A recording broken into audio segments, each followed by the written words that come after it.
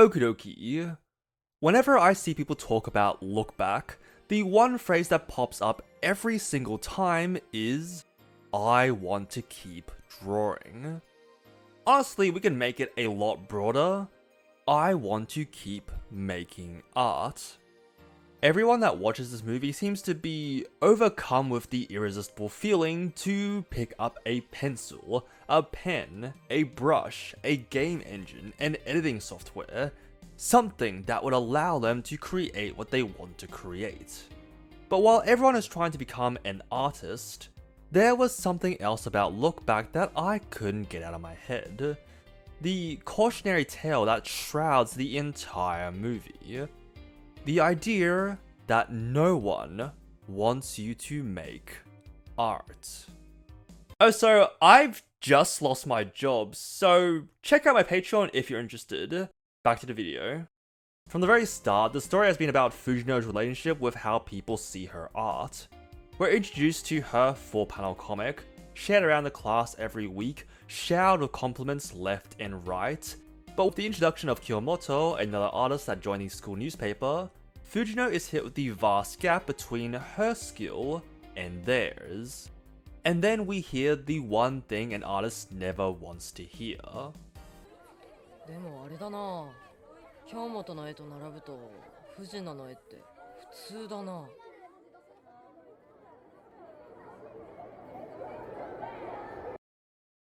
When greeted with a shinier object, people will throw away their old toys. When faced with such amazing art, who would ever want to see yours? But when you think about it, this one comment can be seen as a good thing for Fujino. With Kiyomoto's art to chase after and the remarks of her classmates fueling her, Fujino dedicates herself to becoming a better artist. And she does improve, drastically. But when you find happiness in your weird little hobby, you start to see how people will turn this against you, see how much people don't want you to make art, via the scene with Fujino's friend and her sister. You'll notice two things that both these people say to Fujino, two reasons they use to make you give up on your passions. One, they tell you that you're wasting your time. Because Fujino is spending so much time drawing, that means she hasn't been very fun recently, always staying inside, head in her books, scribbling away. They tell you that they're worried about you, that you shouldn't be drawing now that you're getting older, that you should do something more productive, like studying, hanging out with your friends, taking karate classes, anything to stop you from drawing. Because it is an inferior way to spend your time. 2. They isolate you from everyone. When Fujino's friend and sister criticize her, they don't say it as a singular person. They always use words like ヨッシーもミホリも言えないでいるんだけどね。母さんたちさ、言わないだけであんたんこと心配してんだからね。It's not just one or two people, it's everyone in your life. Everyone hates you for what you do.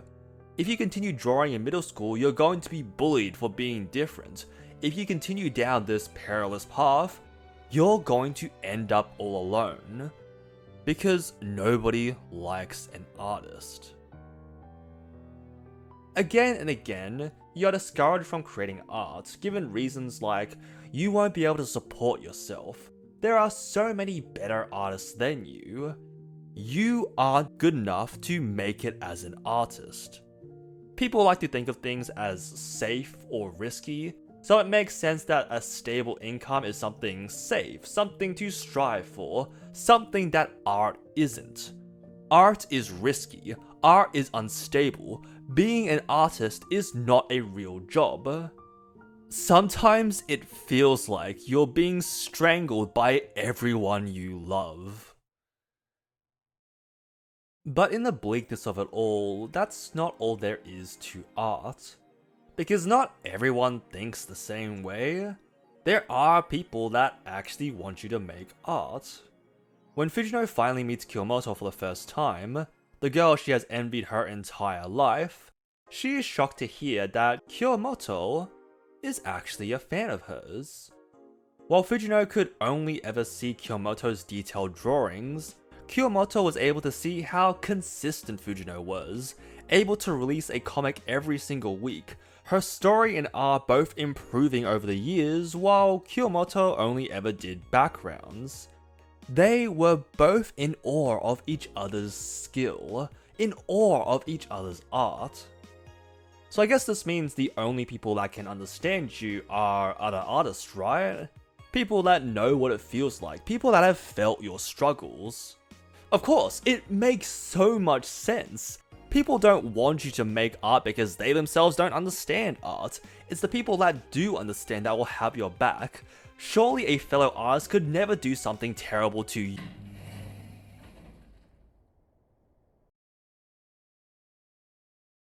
Jealousy is a dangerous vice. We saw the positives of it, how jealousy drove Fujino to improve her art so she could compete with Kiyomoto, but we also see the negative side, how a fellow artist can become so delusional, so trapped in the idea that his work has been stolen, so overcome with hatred that he would run into an art school and commit the unspeakable.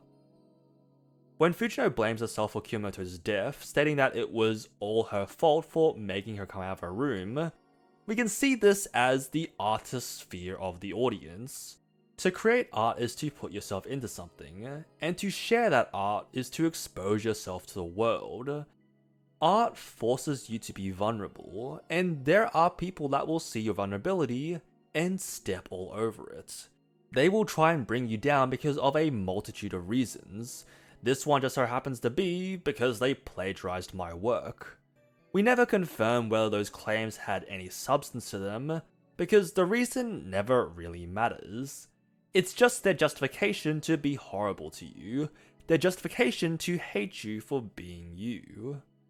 So does that mean there's no point to drawing? If even your fellow artists can turn against you, what's the point in anything? Why make art when nobody wants you to make art? This is the point in the video where I say, no, obviously you should make art if you like it.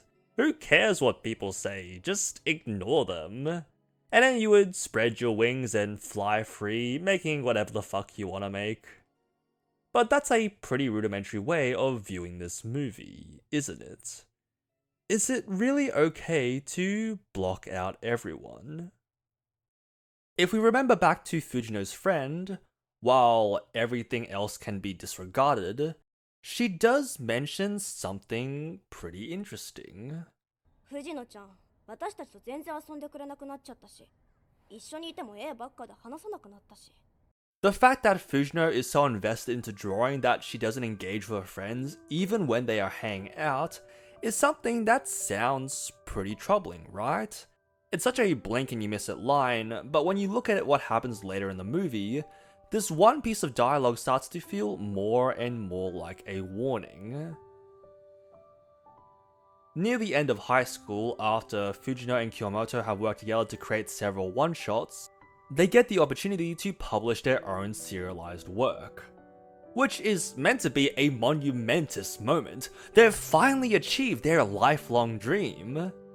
That is, until Kiyomoto reveals that she won't be able to help out with the manga. Kiyomoto wants to go to art school instead. When Fujino realizes Kiyomoto wants to follow a different path, we can see her basically fall into the 5 stages of grief.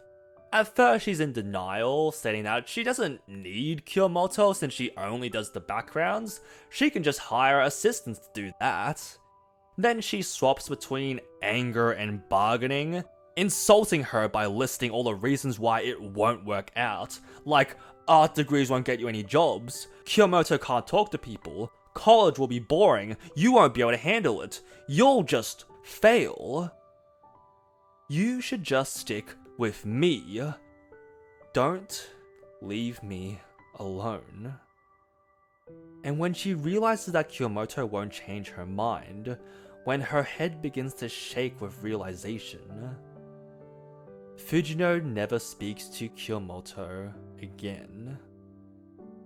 The depression arc Acceptance will come at the very end. When she realizes her best friend wants to follow a different ideal for her art, Fujino pushes her away. She isolates herself once again, just like she did in middle school. She single-mindedly focuses on her own art, making leaps and bounds all by herself, never attempting to talk to Kyomoto again, until it's far too late. Whenever I have free time, most often or not, my mind doesn't think about spending time with others.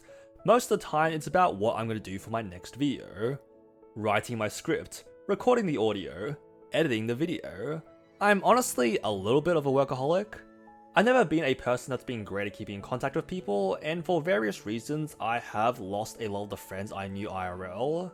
They didn't exactly end because of YouTube. Sometimes we just drift apart, sometimes the relationship was never going to last.